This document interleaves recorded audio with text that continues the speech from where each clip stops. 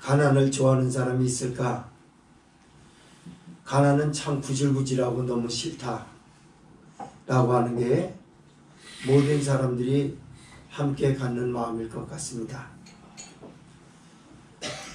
세상에서 돈 있는 사람만이 대접을 받는다 라고들 이야기를 합니다. 그러나 우리가 가만히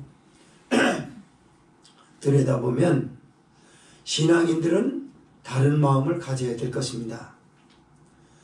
물질이 죄악시되고 물질은 필요 없다는 그 말이 아니에요. 지금 말하려는 게 물질은 우리의 필요 조건이지 필수 충분 조건은 아닙니다. 물질만 있으면 다 되는 게 아니라는 그 말이에요. 물질이 신이 아니라는 말이죠. 지금도 사람들이 길거리에서 생활하는 걸 여러분은 들여다보십시오. 전부 다 너나 할 것 없이 가난에서 벗어나려고 무수히 노력을 합니다. 그러나 그들 내면을 들여다보십시오. 그 내면이 눈앞에서 펼쳐지는 광경이 있습니다.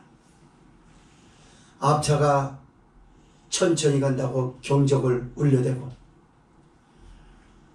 주차 문제로 시비가 붙고 내 차를 가로막아 댔다고 전화를 걸어서 나온 사람에게 멱살잡이를 하고 참지 못해서 폭행을 하고 나중엔 살인까지 저지르는 일들이 비일비재하게 지금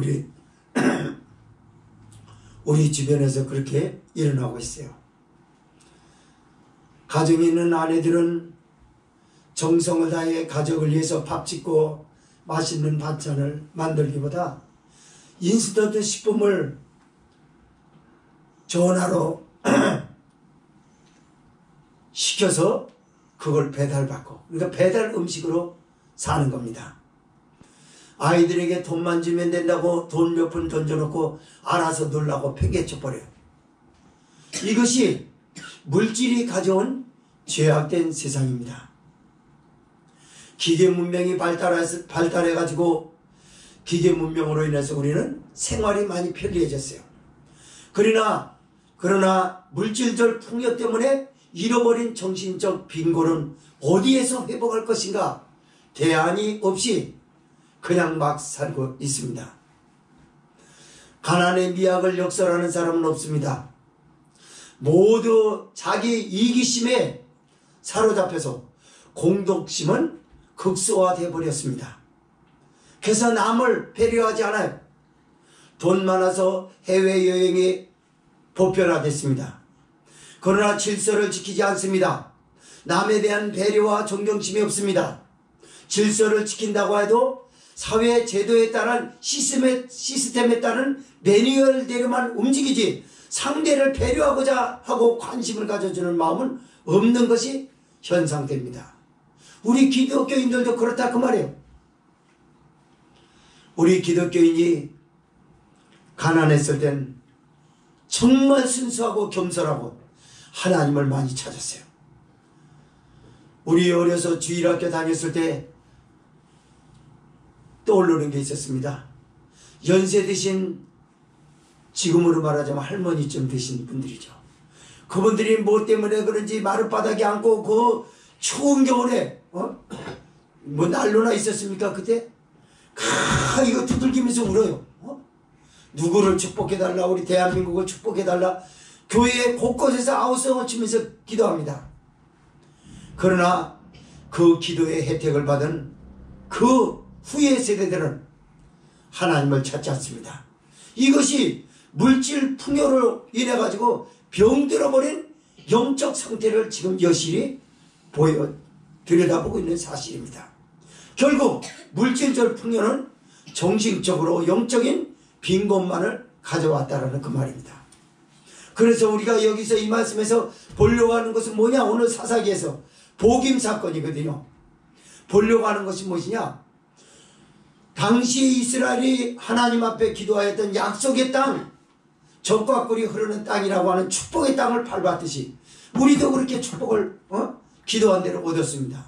그러나 사람들은 생각하기를 어떻게 살아가느냐라고 하는, 어떤 여건에 있느냐라는 것에 대해서 사람들은 다 이만하면 됐다고 하나님 축복해 줬다고 그래요.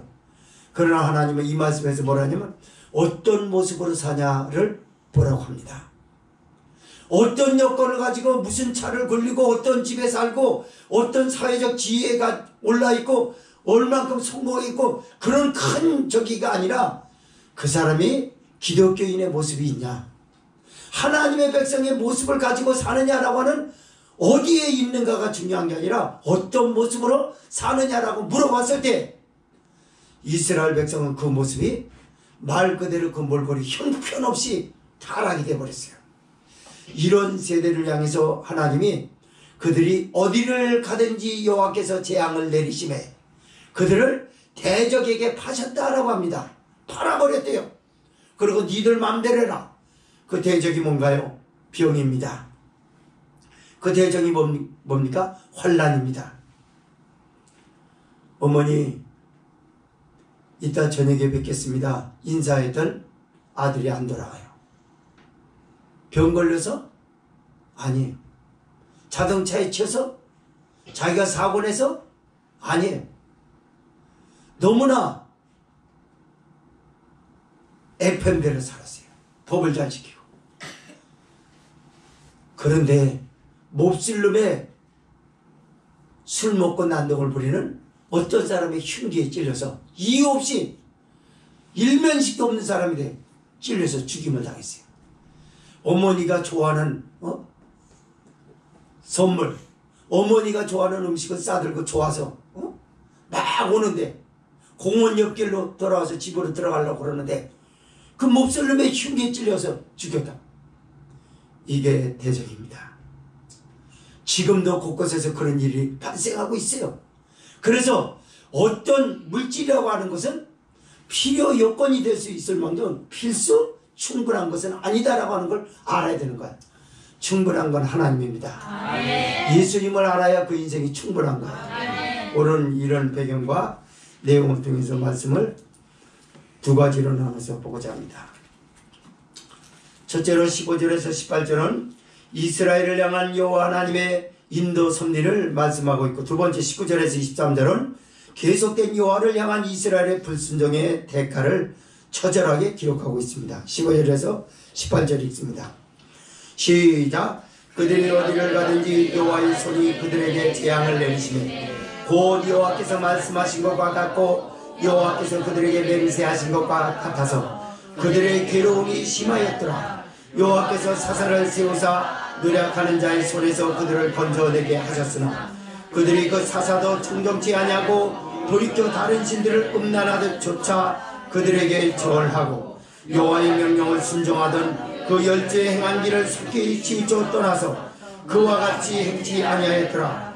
여호와께서 그들을 위하여 사사를 세우실 때에는 그 사사와 함께 하셨고 그 사사의 사는 날 동안에는 여호와께서 그들을 대적의 손에서 구원하셨으니 이는 그들이 대적에게 압박과 괴롭게 함을 받아 슬피 부르짖음으로 여호와께서 뜻을 돌이키셨으면. 아멘.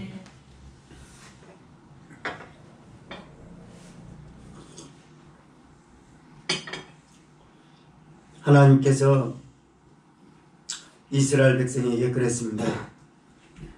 내가 너희 조상들에게 약속하였던 젖과 꿀이 흐르는 땅을 내가 꼭 인도할 것이다. 근데 잊지 말아야 할 것이 있다고 그래요.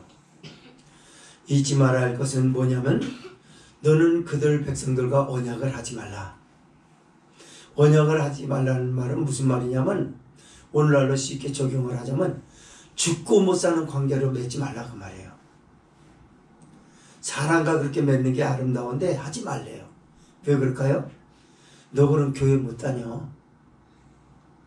안 믿는 사람이 너하고 죽고 못 사는 관계가 되고 우리와 다른 이교, 다른 종교를 가진 사람하고 죽고 못 사는 관계가 된다면 너 그리 끌려가.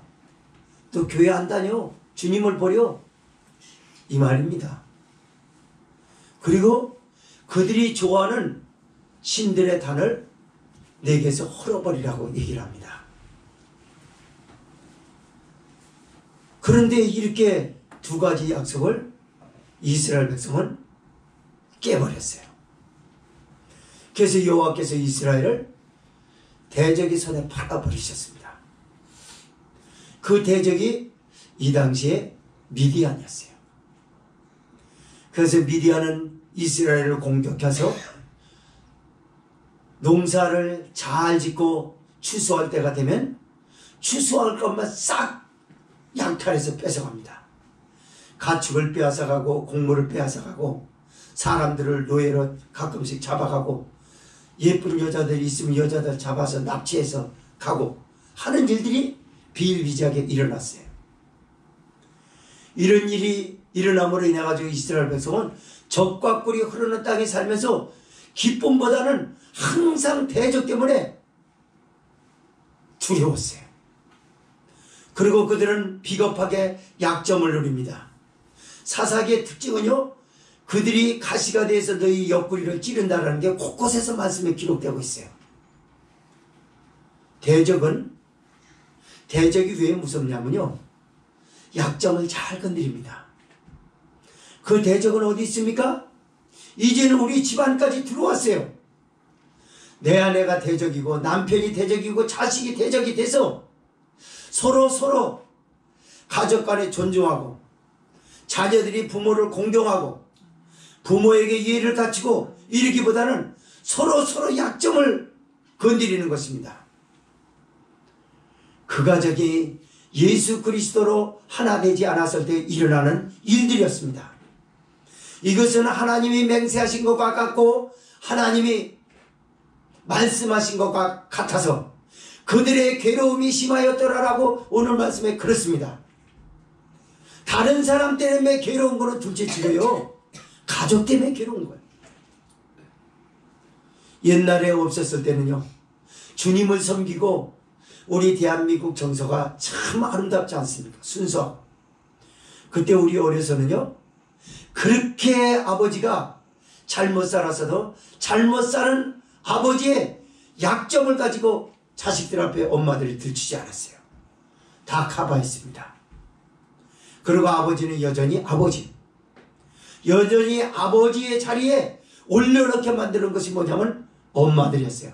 약점을 잘 감춰줬어요. 그 세대들은 사람들 약점을 건드리면 안 된다는 걸 서로 알게 됐습니다. 약점을 건드리면 전쟁이 되는 거야. 너 죽고 나 죽고가 되는 거야. 저 사람만 죽는 게 아니라 건드리는 나도 죽어요. 그래서 함께 죽지 말고 함께 살자라는 원칙이 있었습니다. 그러나 지금 이 세대는 약점 건드리는데 아주 명수가 되어버렸어요. 김명수 있지 않습니까? 약점의 명수.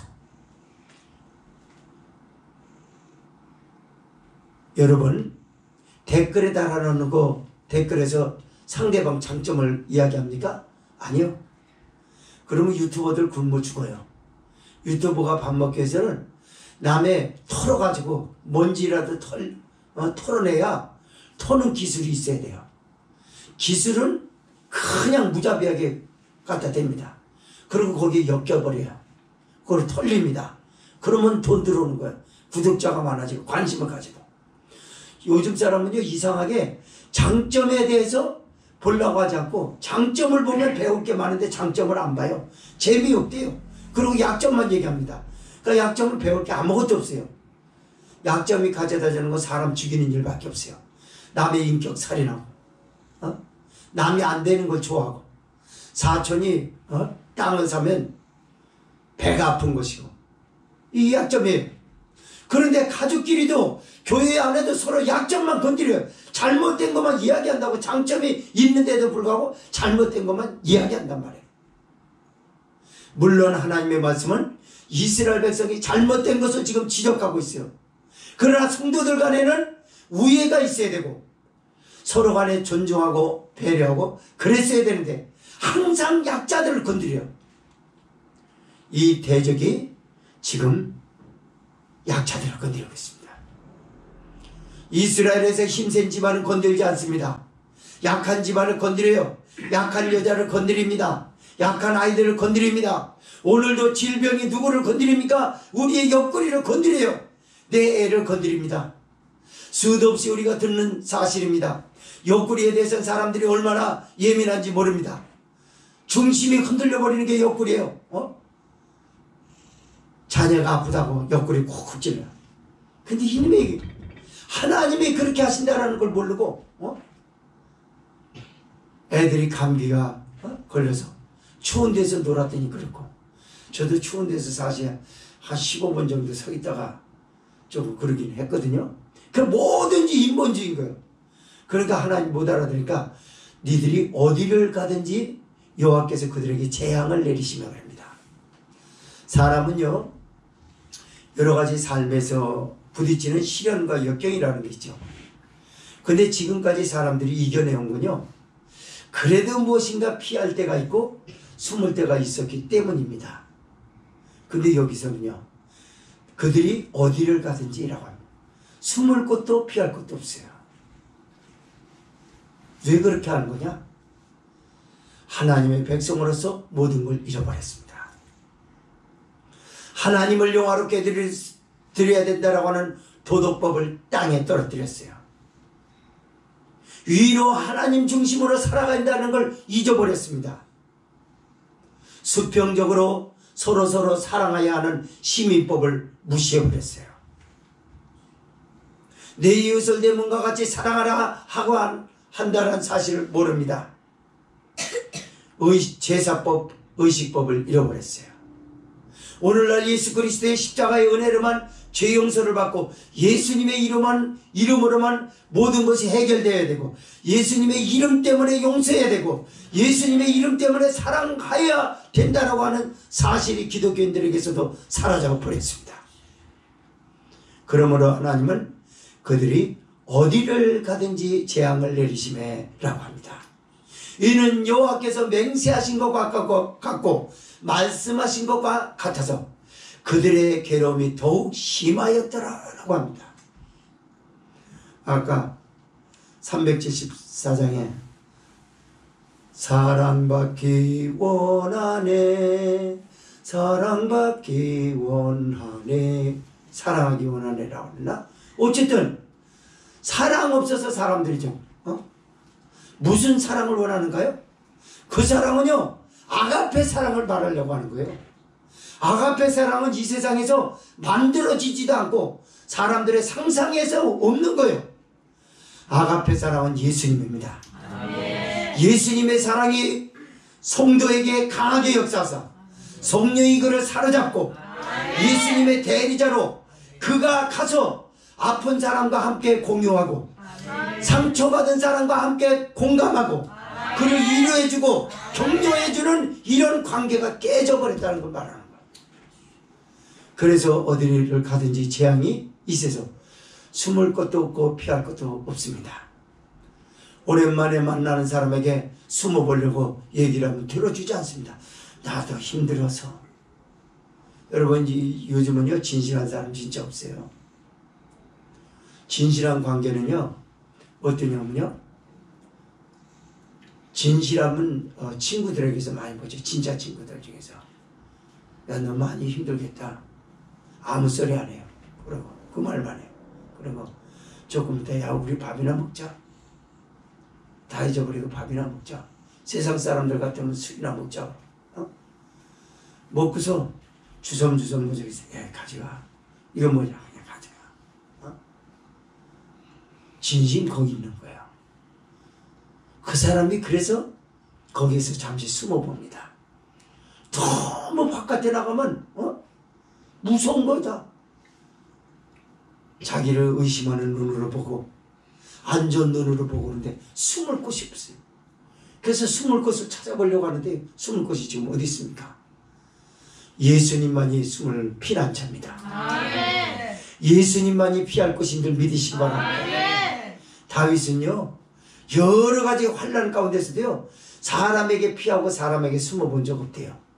나는 여호와께 피하였사오니, 이런 고백을 합니다. 그래서 나를 주의 장중에 보호해달라고까지 얘기를 했어요.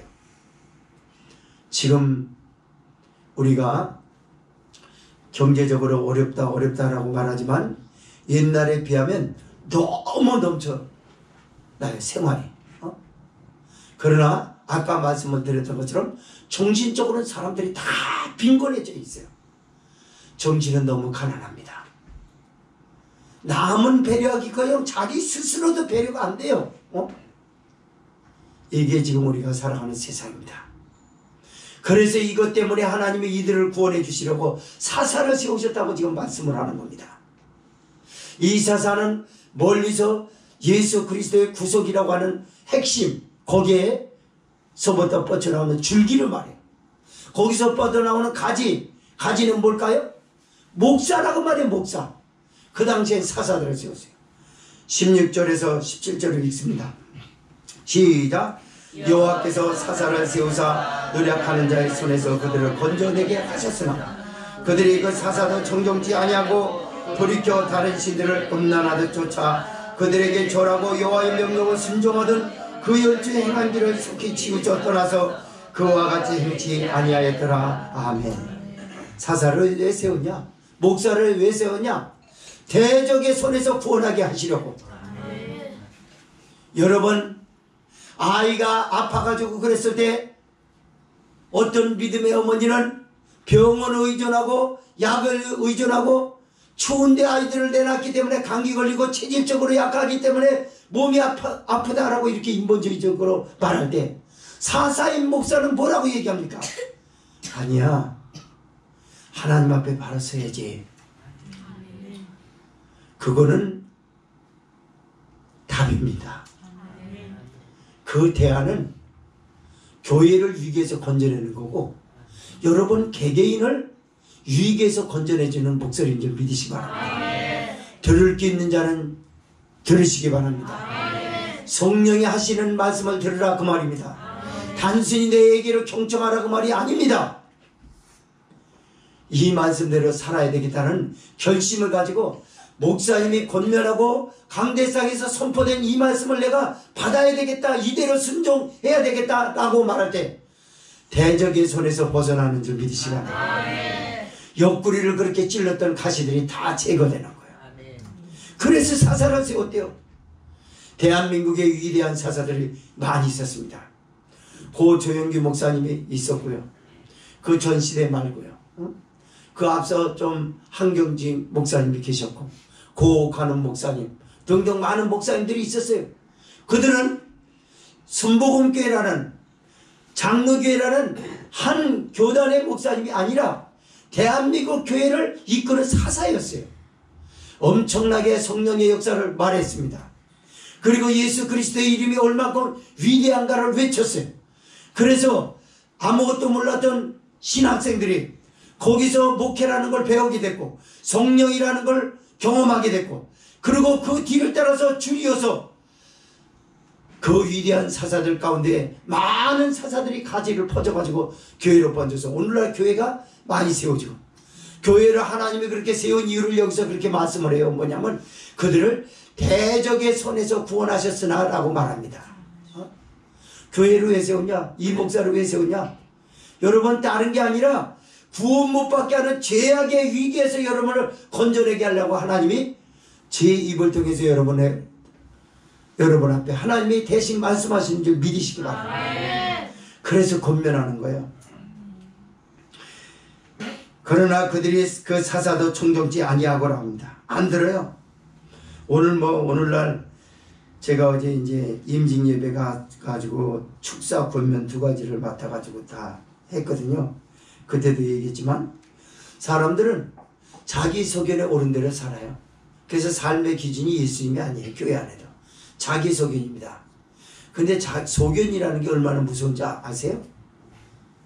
제 소견은 이렇습니다. 자, 예를 들어서 말할게요. 많은 공동체는 말고 두 사람이 그러니까 우리 밥 먹으러 가자. 그러자. 될 일이잖아. 쉽잖아. 제 소견은 이렇습니다. 먹는 것까지도 제 소견을 말해요. 다른 데 가서 칼국수를 먹는 게 나을 것 같습니다. 아니 돈이 충분한데 갈비 먹으러 가죠. 아 갈비 냄새 뭐세 매고 그러면 사람들 앞에 안 좋으니까 그거 가지고 그냥 신선하게 칼국수 먹읍시다. 끝까지 제 소견만 들어달라는 거예요. 화합이 됩니까? 안 돼요. 그래서요, 예수님은 우리 삶의 기준이에요. 예수님이 없으면 가는 방향 못 찾습니다, 사람들이. 그래서 예수님이 없는 곳에 가서 보세요, 방향 찾고 있는가. 근데 안타깝게도 교회도 예수님이 기준이 아닌 데가 많다는 거죠. 그러니까 자기 소견에 옳은 대로 하는 거예요. 사사들의 말을 청정지 않고 지 소견. 내 소견에는 목사님이 나한테 하는 말, 고면하는 안 맞는 것 같아. 그러니까 성격이 약간 삐뚤어진 사람들, 외국된 사람들이 상식적으로 영적이기 전에 잘 그래요. 그런 사람들은요, 남의 말 안 듣습니다. 자기는 자기 간에는 착하고 자기 간에는 큰 잘못을 안 하기 때문에 자기 자신이 괜찮다고 생각해. 이런 사람들은 그건 무섭습니다. 그 사람은 사망에 갇혀 있는 거예요. 그 죽음에 사는 게 아니에요. 그러니까 남의 말을 경청하는 거 요만큼도 안 해요. 목사는 이렇게 해라 라고 해요. 안 해. 자기 마음대로. 제가 심지어 뭐라고 여러분에게 얘기하냐면, 무슨 일을 그냥 결정해서 하려고 그러지 말고 의논 좀 해라. 학교 문제고 모든 사업이고 모든 직장이고 다 얘기를 해요. 안 하는 가정 안 해요. 다 지 맘대로 해요. 사사들의 말을 청정치 않냐고 그러잖아요. 그것은 여기 세워진 목회자의 말을 청정 안 한 게 아니라 하나님의 말씀 필요 없다는 겁니다. 자기 소견이 옳다는 거예요. 그 사람의 기준이 예수님이 있던가요? 예수님이 있는 줄 알았어요, 교회 왔을 때는.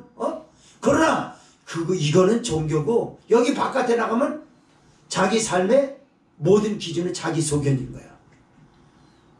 내가 생각할 때 이런 것 같아. 내가 생각할 때 이런 것 같아.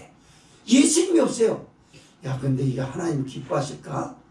목사님이 우리에게 의논하라고 하는데 의논 없이 이렇게 하는 거 될까? 가족 중 누가 그런 얘기 합니까? 하는 가정이나 하지 안 하는 가정은 안 해요. 이런 사람이 삐뚤어졌다 그 말입니다.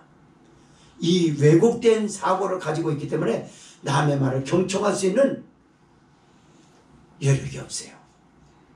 조금만 들으면 될 텐데 여기 사사들의 말을 청정치 않고, 왜 청정치 않았냐? 그들이 다른 신들을 쫓아 섬기고 그것들에게 절하고 그럽니다. 무슨 신을 섬겼을까요? 바알신과 아스다로스 신을 섬겼어요. 바알신은 뭘까요? 태양의 신, 농작물의 신, 바람과 비의 신. 그래가지고 오늘날로 말하자면 돈신이죠. 만몬신이죠.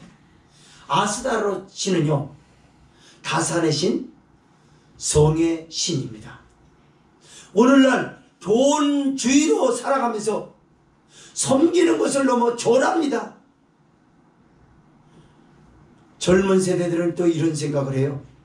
우리나라가 그래도 무기가 첨단 무기를 보유하고 있다. 지금 별들의 전쟁이라고 먼저부터 말씀을 드리지 않습니까? 그렇게 많이 무기가 발전이 되고 그랬습니다.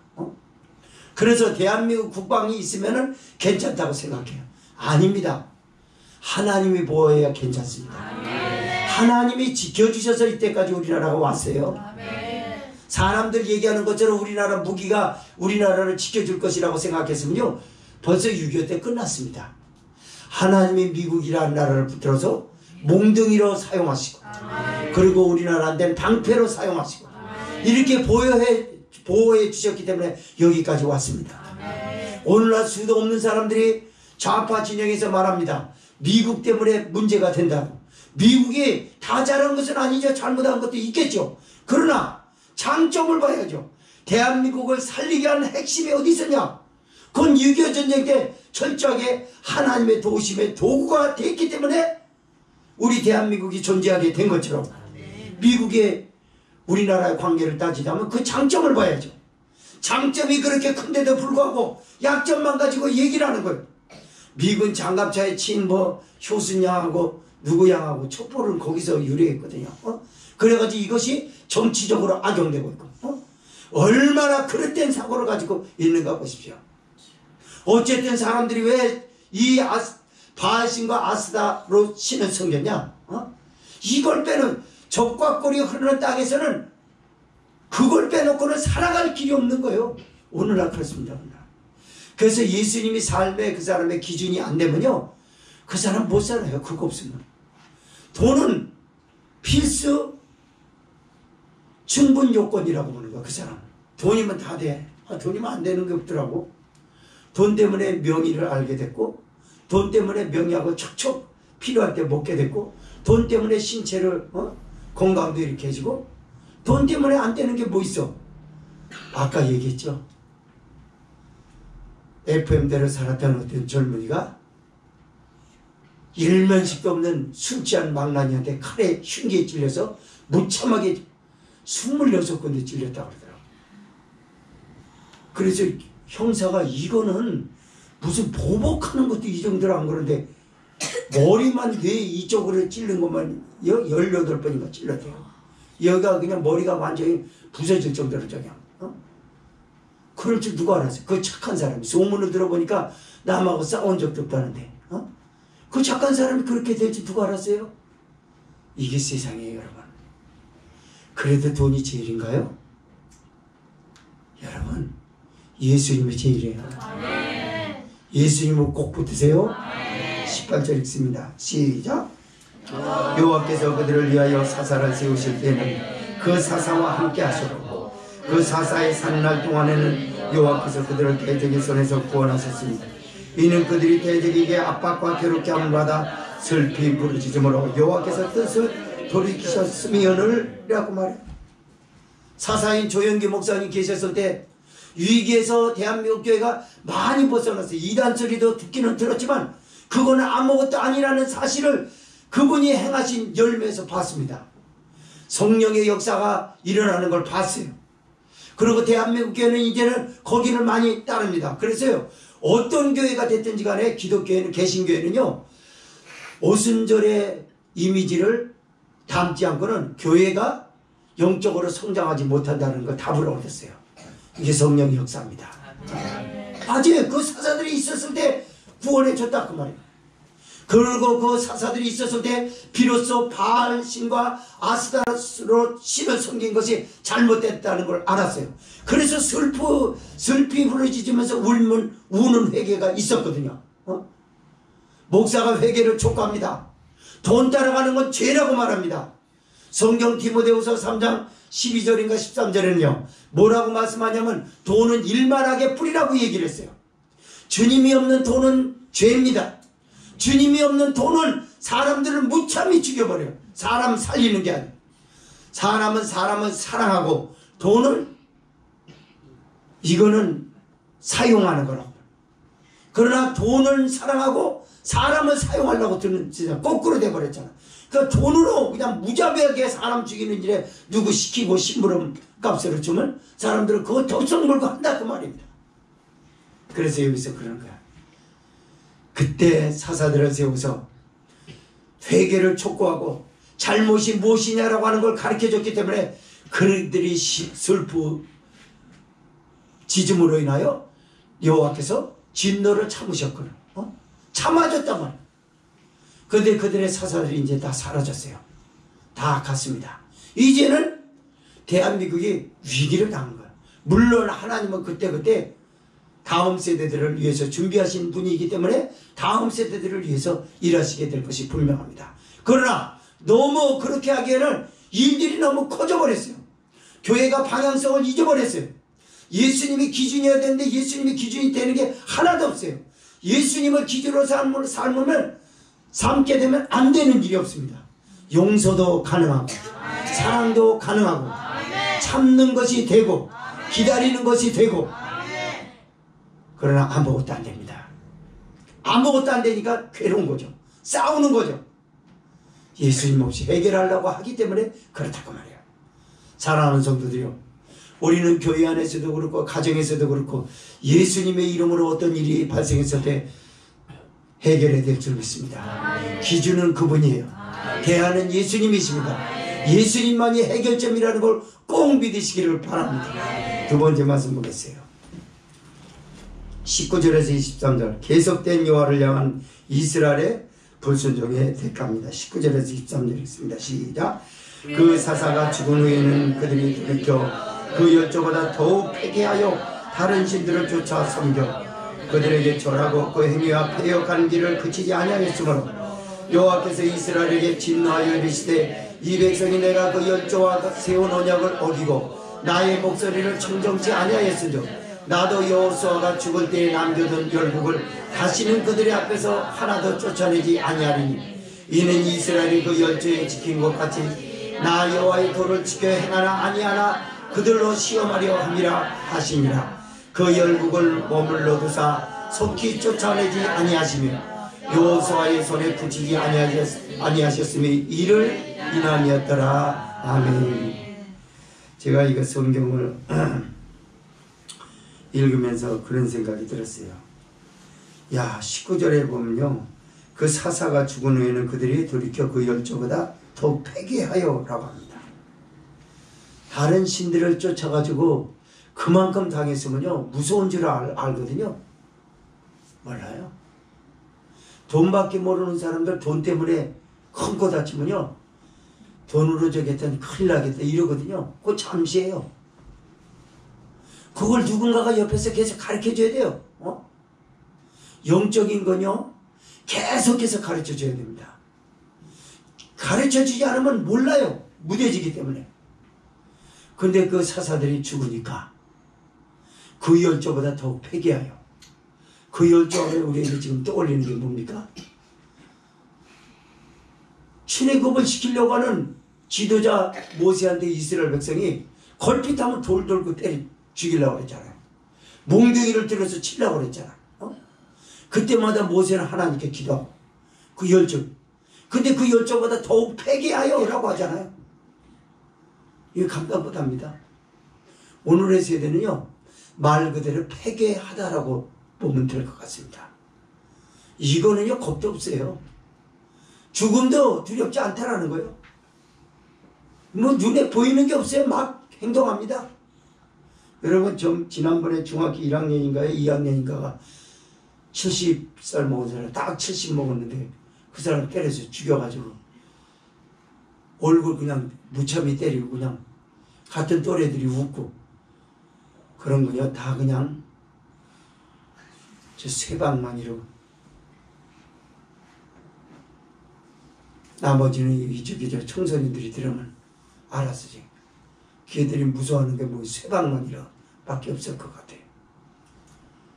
그리고 그 가족은 가서 사과 한마디도 안 하고, 부모는 내 새끼가 그렇게 해서 죽였는데 법적으로 이게 세상이에요. 법적으로 촉법소년에 해당된다고 그래가지고 어느 정도 해당된다고 그래서 그냥 저기 하면 됩니까? 유족은 부모를 잃어버려가지고 서럽고, 아내는 아직까지 노동력이 있었던 남편 때문에 살았었는데 그 다 두 가지 잊어버렸잖아. 어디서 하소연합니까? 법은 무죄 그럽니다. 그 판사는 빨리 옷 벗으세요. 당장. 당신의 부모를 대신 나가서 그렇게 했든지 둘 중에 하나를 해야 될 거예요. 그리고 그 부모는 법이 무죄하기 때문에 사과가 필요 없는가 봅니다.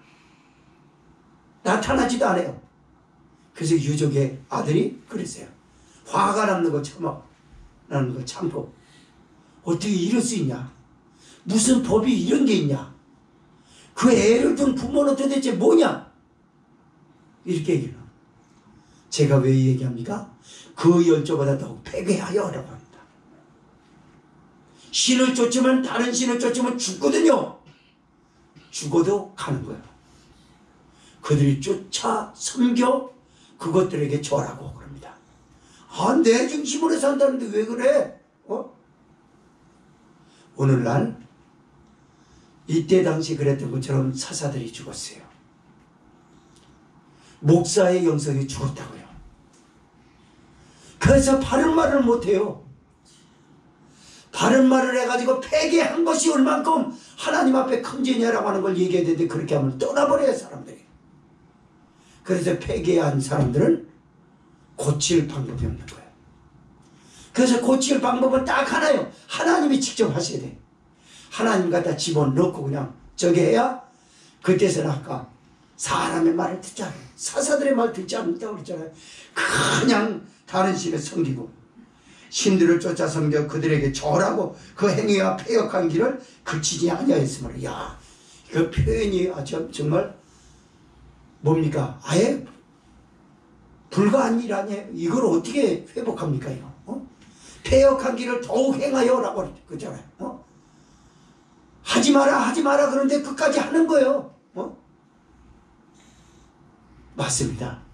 이게 물질이 가져온 사람들의 정신적 빈곤이에요. 라오디게아 교회를 향해서 편지했던 예수님의 편지 내용이 알죠? 나는 부한자라. 라오디게아 교회가 그랬잖아요. 라오디게아 교회는 오늘날 자본주의 시대를 말해요. 우리 재원이 풍부한, 우리 정치는 재원이 충분해요. 우리 대한민국 교회, 우리 교회는 재정이 넘쳐요. 말 그대로 그런 거예요. 하나님이 축복해 주셔서 그럽니다. 근데 예수님의 이야기는 답변합니다. 너는 벌거벗고 가난하고 벌거벗은 수치를 면하라.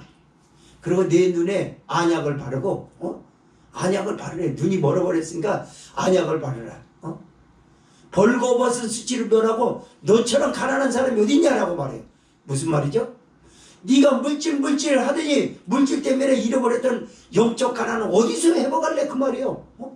너는 예수님의 회개하여 예수님이 주시는 죄사함에 세마포 옷을 입었냐? 벌거벗었지 않냐 너는? 벌거벗은 수치를 면하라. 그러면서 예수님이 책망합니다. 라오디게아 교회는 오늘의 현대를 말해요. 그러나 예수님은 심하게 책망했어요. 왜 그래요? 옷을 입지 않습니다. 회개를 하려고 들지 않는다고요 사람들이. 왜요? 더욱 회개하여 그러잖아요. 그들의 행위가 패역한 길을 행하면 더욱 행하면 그것도 하지 말라 그러면 나 교회 안 다녀. 교인들 중에 그런 사람 많아요. 나 교회 안 다녀. 그럼 목사라서 할 말은 아닌데 속에 있는 말이 있어요. 그럼 지옥 가. 네가 선택한 대로 가. 이것은 요한계시록에도 그대로 기록되어 있습니다. 뭐라고요?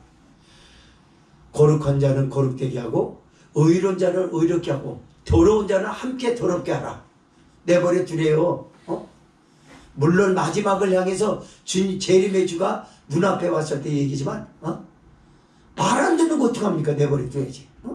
이래도 안 듣고 저래도 안 듣는 거 하나님 앞에 기도해서 내버려 둬야죠. 한번 자기 멋대로 한번 실컷 패역한 짓을 하다가 한번 하나님의 손에 붙들려 봐야 정신을 차릴 거야. 그래서 더러운 자는 함께 더럽게 하라. 주님도 포기하신다는 그 말이 아니라 하나님의 목소리를 청종하지 않고 듣지 않는 영적으로 패역한 세대를 위해서 완고한 세대를 향해서 책망했던 말씀입니다. 20절에 보니까 여호와께서 이스라엘에게 진노하여 이르시되 이 백성이 내가 그 열조와 세운 언약을 어기고 나의 목소리를 청종치 아니하였은즉 아까 얘기했죠. 도덕법과 의식법과 시민법을 다 무참히 밟아버렸어요. 그래서 하나님이 그렇게 말씀하십니다. 나도 여호수아가 죽을 때 남겨둔 열국을 다시는 그들의 앞에서 하나도 쫓아내지 아니하리니라고 합니다. 내가 다 알아. 너 나중에 너 그렇게 할 거 알아. 그래서 내가 여호수아로 인하여 가나안을 정복하는데 정복한 중에서 가나안 족속 중에 쫓아내지 못했던 족속들이 하나 있어. 아무래도 나는 쫓아내지 않았어. 왜 그러냐? 이는 그들이 나 여호와를 섬기고 나 여호와의 말씀을 청종하나 아니하나 시험하려 함이라라고 이 말씀에서 기록하고 있잖아요. 시험하기 위해서 내뒀다는 거예요. 대적은요, 대적이 있다는 건 편안하지 않아요. 대적은 무섭습니다. 그래서 대적이 딱 있다는 걸 생각할 때마다 아무리 영적으로 둔감한 사람이라 할지라도 그때 목사님이 그러셨지. 맞아. 이게 하긴 뭐 그런 거 모르는 사람도 있어요. 여러분 자꾸 몸이 아프고 이런 사람은요, 하나님 앞에 과거에 어떻게 살았는지 돌아보는 게 답을 찾는 길이에요. 요새는 거기 있어요. 내가 누구냐라는 거예요. 그리고 최근도 볼 수 있어요. 최근에 나는 하나님 앞에 어떤 사람이냐? 자기를 솔직하게 봐야 돼요.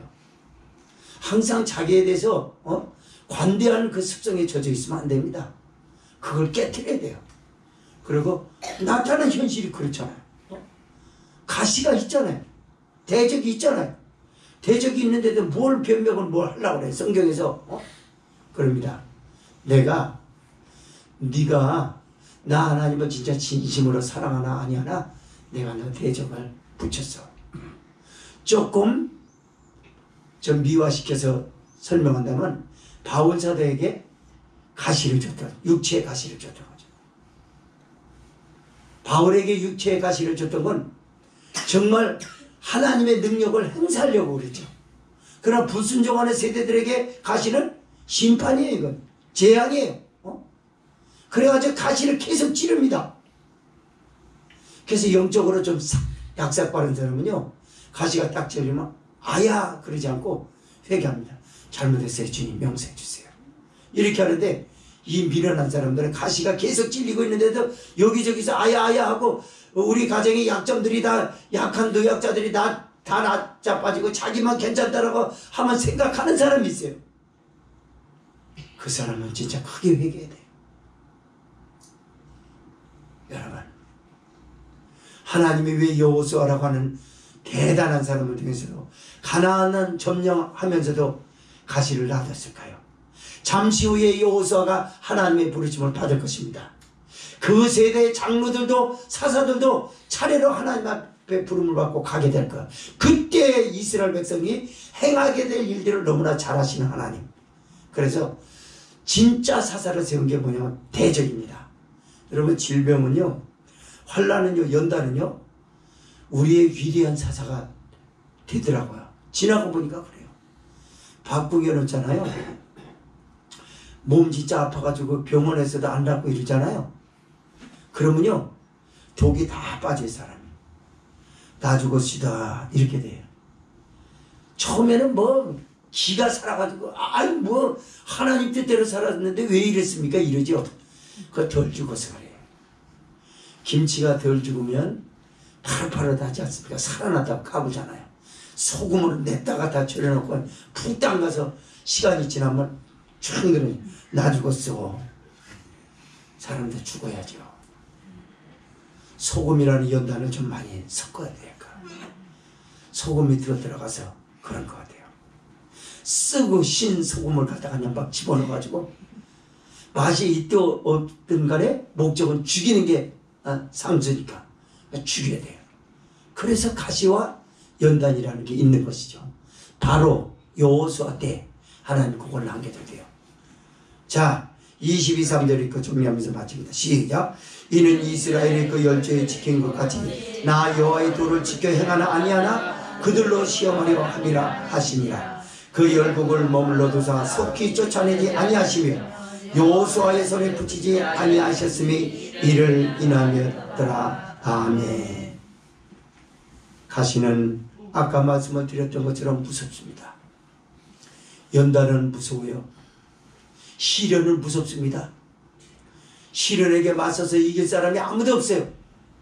처음에 시련을 만난 사람, 처음에 연단을 만난 사람, 기가 살아서 아직도 이랬다 저랬다 목소리를 높여요. 내가 그래도 하나님 뜻대로 살려고 하는데 교회도 안 빠지고 봉사도 잘하고 저기 했는데 왜 이래요? 라고 하는 게 속에 있어요. 덜 죽었다니까요. 이제 찔리는 걸 통해서 이제 내리쳐야죠. 그 사람 할 수 없어요. 성경은요, 찌르는 얘기를 해요. 그러다 뭐라냐면 내리침에 그럽니다. 내리치는 거예요. 내리치면 기절하는 거죠. 기절 딱 해가지고 넘어가서 저기 했는데 살았다고 그럽니까? 아니에요. 이러고 있어요. 쫙 뻗어가지고 거기까지 가야 돼요. 그게 이게 남겨둔 가시입니다. 그러면서 그걸 해가지고 맞고 나가지고 기절했다가 일어나면은 하나님이 누군지 그때 알아요. 하나님 잘못했습니다. 전부 의지없어서 그냥 이 노래만이 아니라 진실한 고백을 하면서 손드는 건 한번 기절해야 돼요. 이거는 조금 가혹하긴 하지만 어쩔 수가 없어요. 말을 안 듣고 제 마음대로 살고 그런 사람을 기절을 해봐야 정신 차리죠. 죽음의 거기에 꼴딱 넘어가는 자리에 갔다 와야 그 사람을 알아요. 지금은 간이 본 거죠. 그게 무섭다라는 거 아는데 자기가 맛보기 전까지는 몰라요. 제가 오늘 새벽 예배 때도 그랬잖아요. 사경을 헤매봤다. 여러분들은 거기 못 가봤지 않느냐. 그 무서운 걸 난 경험한 것을 지금 얘기한다. 거기 가지 말아라고 얘기했지 않습니까? 안 들리잖아요. 그 안 들리는 거 별 수 없어요. 가야 돼요. 그럼 가십시다. 그래서 거기 가서 기절 한번 하고 새롭게 눈 뜨면 그땐 다시는 안 그래요.